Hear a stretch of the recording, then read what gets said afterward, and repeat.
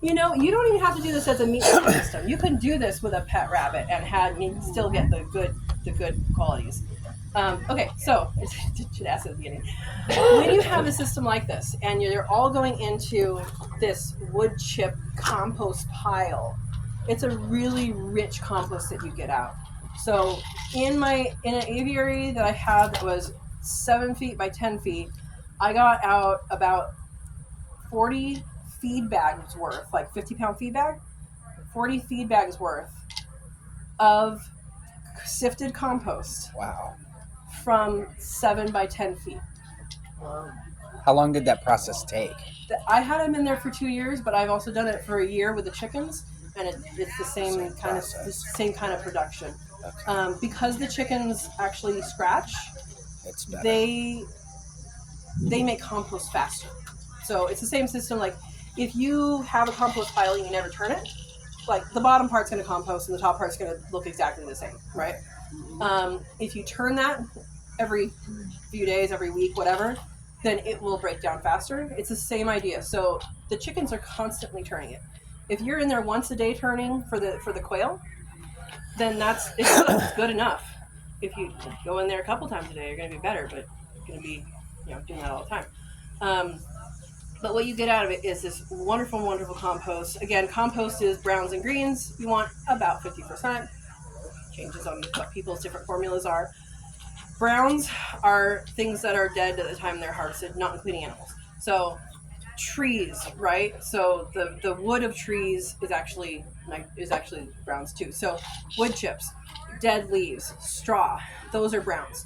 Things that are greens in your system would be things like your garden scraps or your foods, your garden cuttings from your kitchen. Those go in. You can feed your quail treats, no avocado, and they can enjoy that. And if they happen to not eat anything, it will decompose, right? But the nitrogen, that bird poop and the rabbit pee is really, really good as a green. Now the moisture from rabbits is really good as well. So you will have compost piles people make, and they have this wonderful system and they water it. And when you add water to a compost system, it speeds things up. And that's what happens with the rabbits. So, like I said I moved, but in my other place I had one aviary that didn't have rabbits and one that did. And the one that didn't have rabbits, it didn't break down as much. I mean, eventually it did, but it was slower. The one with rabbits, boy, underneath that hutch, broke down really, really fast. So I had to end up taking that and putting it on the other side of the aviary, bringing the other stuff over. So adding that, you don't have to add water, you have rabbits, they pee, right? So that's a benefit. You have quail, which you get eggs from. You have rabbits, which you get meat from, unless you don't want to. And you get way more compost than you could ever use. And you can sell that too. Someone from the last group said that she had her rabbits, instead of the aviary netting that I'm talking about, she had a screen, like a window screen, as like funnels. And that let the urine through, and it had the manure roll into a bucket. And that she could use on her garden directly. So the rabbit manure it's not a hot manure, it's not going to burn your plants, but it actually has really, really, really good like fertilizing qualities. So you can put that directly onto your beds and then let the moisture go through into your compost, and it's wonderful. So there's a couple different ways you can do it. You can invent a new way. There's obviously many things you can do. So when you have that system, it's a whole system. You have your birds, you have your rabbits, and you get your compost. So if you're homesteading, if you're doing self-sufficiency, then you have a whole lot you can do. A whole garden you can influence with your animals. And you don't need extra space with a compost pile. You don't need extra space, different spaces for quail and for rabbit. You're doing it all in a very compact space. And that's what I love about aviaries. So you may have questions about that kind of concept. Go ahead. Okay. questions. One was, would this setup work for something like an N for our rabbits? Yeah. So you can, any rabbit will have the same quality. I don't know if I want to make that guarantee, but same quality food.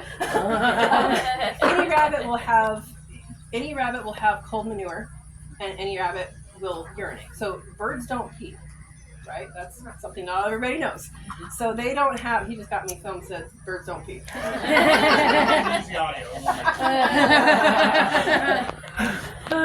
Everybody will know. It does sound like a t-shirt slogan, doesn't it? Yeah, it should be, Chris. Right. Birds don't pee. You smell like bird pee. That's what it should be. Right. Anyway, so yeah, any rabbit would work. The thing to pay attention to that I have experience with meat rabbits. So the rabbits that I have are bred to be on the wire, and that's where the poop falls through and all that. So you're gonna have to study how your particular breed, how their feet are, and if they're good on wire. Okay. And if they're not, there's things you can do as long as you know where their bathroom is, and make that wire, and then make the rest of it something else. Yeah.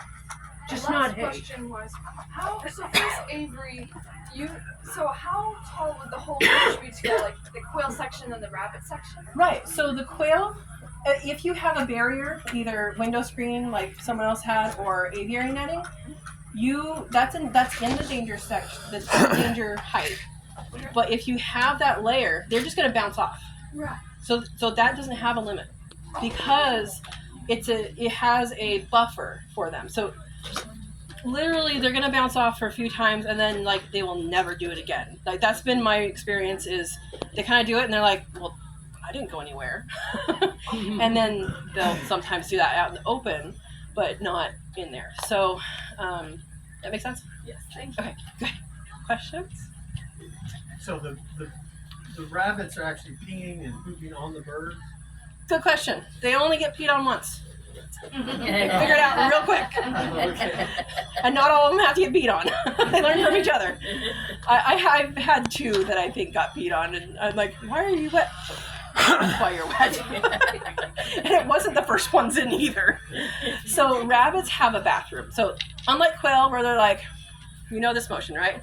About to poop. So quail do that anywhere they feel like it. They don't really have a bathroom. Rabbits have a bathroom, which is why if you have nest boxes, you need to know where that bathroom is, so you do not put it in the bathroom corner. You put your nest box in the bathroom corner, it becomes a fancy bathroom. So you will learn where your rabbits